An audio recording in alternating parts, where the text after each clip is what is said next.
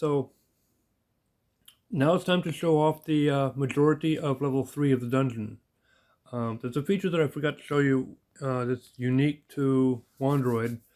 The ability to resume your adventure. In the original Wizardry games, if you took your party out in a dungeon and got killed in the dungeon, or if you got interrupted by dinner or something and had to turn off your computer or exit the game, your party would actually be lost in the dungeon, and you would have to send another party out to rescue them.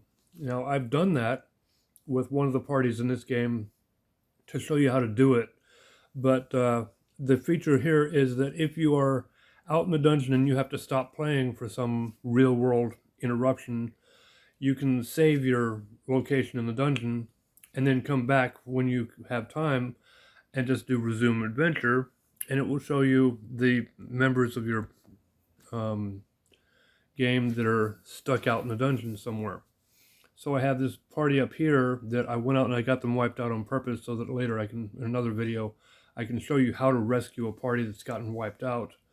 But also I have my other party here that I have saved on level 3 right in front of the room going in to see Murphy's ghost, who is actually out there in the game.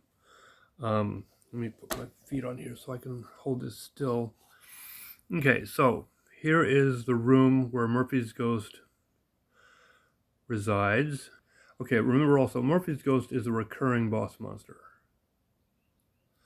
And this is the traits. Remember when I was telling you that they show when you have identified a monster, it'll show you their traits? Look at this XP, 1203 XP for one boss monster, one Murphy's ghost. However, his armor class is 0, meaning he's fairly hard to hit.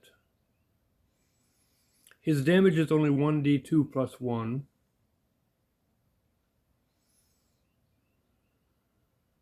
And his hit points are 1d14 plus 5. Meaning he's got pretty decent hit points for a monster at this point in the dungeon. But then again, he's a mini boss monster. Okay, so let me show you the map first.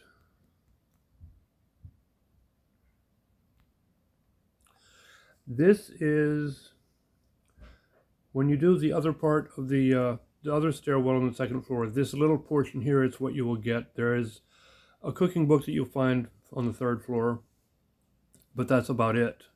I think there is also a rare, no, the rare weapon is in the part you're about to find. So when you first get to the third floor, you get into this labyrinth. It's not that tricky, but it's a little bit non-straightforward. And if you come down here, this is the room where Murphy's ghost is. So you'll come down here. And fair warning, these red marks on the dungeon floor over here, those are pits. They will hit every member of your party for maybe 2 or 3 hit points apiece. Depending on their armor class, they may hit up to 5, maybe 7 hit points. So if you hit several of them in a row, you could get your wizard or alchemist or sage killed. Because if you don't have heal points yet, then you aren't going to be able to heal when they get dangerously low in hit points. And if you hit another one without knowing where it is, poof. But anyway, so this is the majority of level 3. This down here is stairs back up to the second floor. And this portion of the dungeon you can't get to yet. Originally, there were 2 rooms right up here. Wait a minute, let me move up a little bit more. There were 2 one-block rooms right here, but they've been moved up to here.